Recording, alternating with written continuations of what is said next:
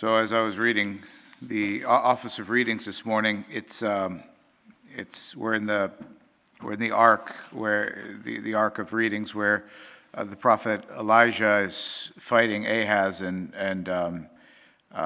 the hussy Jezebel, and he's having the competition with the priests of Baal, right? Where he's yelling at Israel and he's saying, "What are y'all doing? Here you've got this horrible king and his consort, and they're telling you to worship Baal, but you should worship the Lord God of Abraham, Isaac, and Jacob, and you're straddling the issue. Figure it out." So he's like, "Here's a competition. We're each gonna build a fire, and we're each gonna have a bull, and we're each gonna slaughter the bull. We're each gonna put the bull on the altar, and whoever's God responds to the offering, he'll prove himself to be God. It might be Baal, it might be the God of Abraham, Isaac, and Jacob. I don't know. We'll see, right?" So they do this thing. Elijah gives the first round to Baal. He's trying to give every advantage to these horrible priests of this pagan god.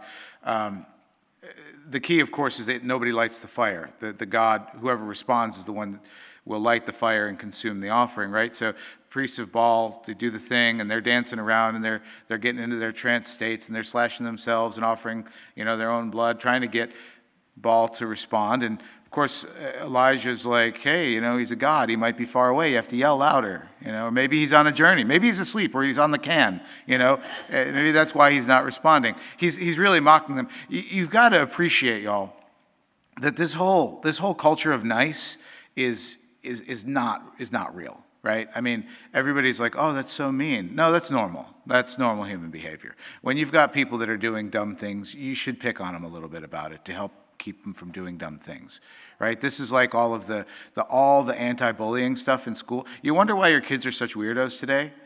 It's because we took away all the bullies, right? Bullies help teach kids that what they're doing is weird and they should stop it, right? The whole trans agenda wouldn't get nearly as far as it would if schools weren't filled with cotton balls and safety scissors, right? But anyway, so here's Elijah making fun of these prophets, and nothing happens. So finally Elijah's like, "Okay, I'm going to do my thing now." He slaughters the bull, throws it up and then he's like, "I want you to douse my fire, or my pyre, with all kinds of water. Just douse it, make it super wet. I want it to be impossible to light this fire." So he does. And then he's like, "Okay, God," and then whoosh, it lights up. God consumes the bull. Elijah's like, "I win," takes the priests down to the river and slits their throats, all 420 of them. That's always left out of the readings when it's read at Mass, right? But it's in the Bible, and it's read like by grown-ups when we read it in the Office of Readings. But at Mass, they leave that part out where he slaughters them, right? Because that's what people do. That's right. That's just. So why do I bring this up? I bring it up because of the first reading. Right? In the Psalms too this morning, there was the psalm that says, "I do not eat the flesh of bulls or drink the blood of goats." And I kind of laugh at that every time I hear that because I'm like, well, you're the one that asked him for it, right? when Moses is setting up the tabernacle and he's doing all this stuff, and then into the kingdom of David, and Solomon builds the temple, and God's like, slaughter goats and bulls. But so why this rant about the futility of these offerings and of basically the Jewish religion in the prophet Isaiah? He says, "Listen, you people of Gomorrah," right? He's talking to the Israelites and he's calling them the people of Gomorrah. "What do I care for the number of your sacrifices? I've had enough of your rams and fatlings and burnt offerings. You weigh me down. Your feasts and liturgical calendar is exhausting to me. I have to listen to you drone on and on and on all the time. I'm tired of it." It's essentially what God is saying through the prophet Isaiah to the people of Israel. Well, these two things don't necessarily match up if you understand his complaint to simply be about a liturgical calendar or about a sacrifice. Right? It's true. The futility of the Jewish religion was absolute. The futility was absolute. There is no salvation in the blood of bulls, or in the blood of goats, or in the blood of 2 pigeon doves. Zero. Zilch.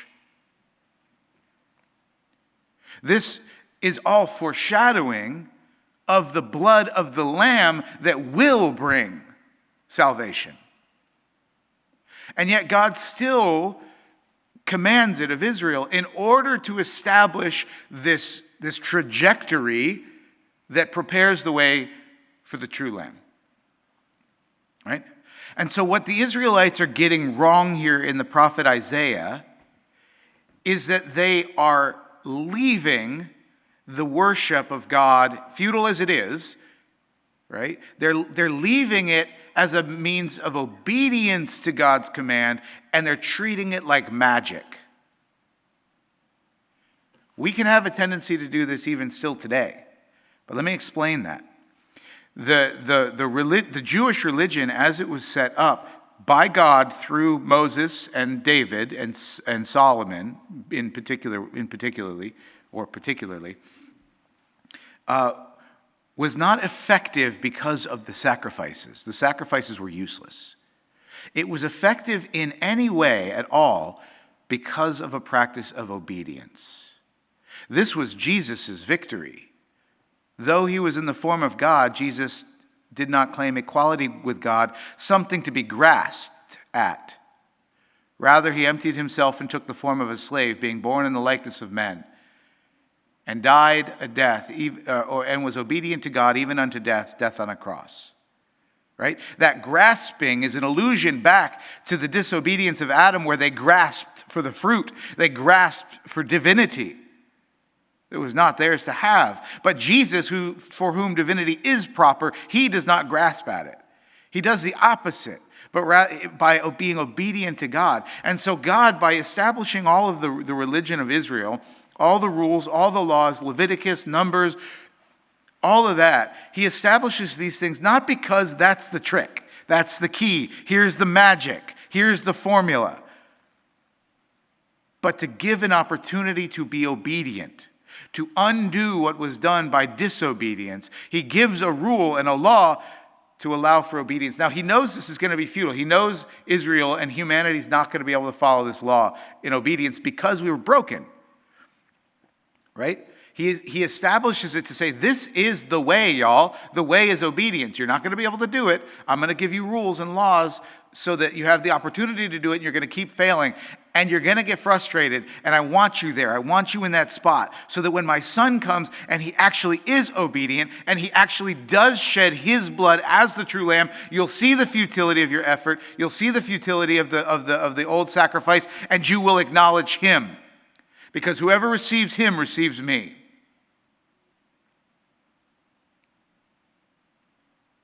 And this is why, if anybody were to say of the Christian religion, look in the prophet Isaiah, you haven't learned your lesson. You're still doing the same things that he was railing against here. You have a liturgical calendar. You have a sacrifice.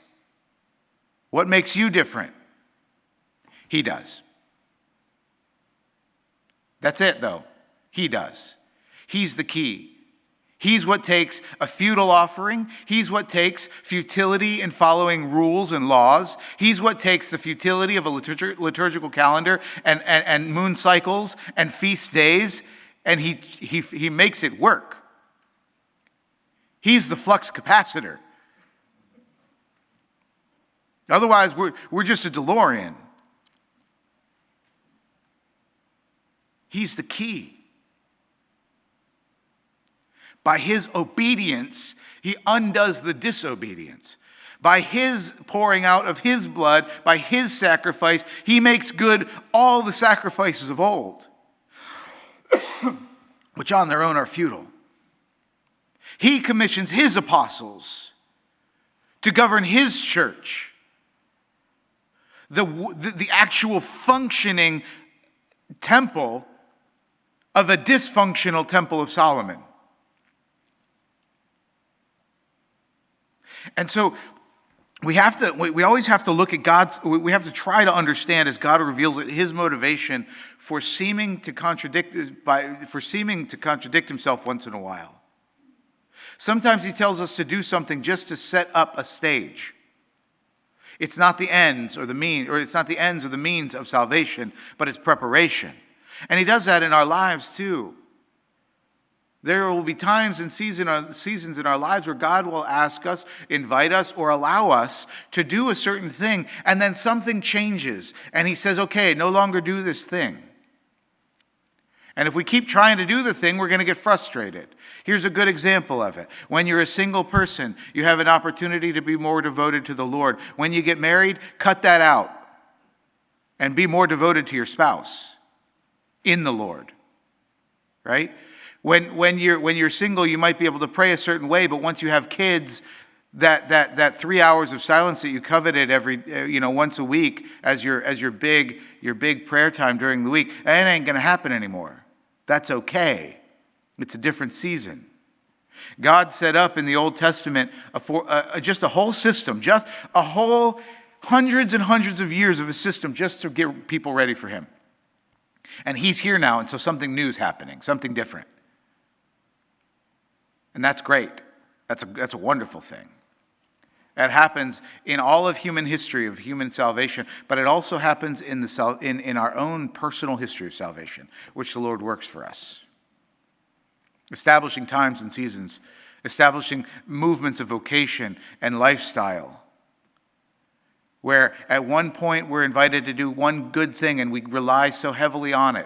And then the Lord changes our life and we have to now find a new way to love him, a new way to speak to him, a new way to spend time with him, a new way to enter into the one way to worship him. Right? And we have to be okay and ready for that. The changing mood of the disposition of our spiritual life, of our prayer life, of the way that when we go to Mass, how often we go to Mass. Just look at this. How many of you guys went to daily Mass 10 years ago? Right? Not many. It doesn't mean that you were wrong. It probably meant that you worked or had kids or responsibilities that have changed now and you can make it to daily Mass. It might have meant that you were a terrible person and you've since had a conversion, which is wonderful in itself as well. That's great. Right? But so many times we just need to sit back and look at God work. In the difficulties of our lives, in the conflicts with our family. Remember, he said, I didn't come to bring peace. I came to bring the sword.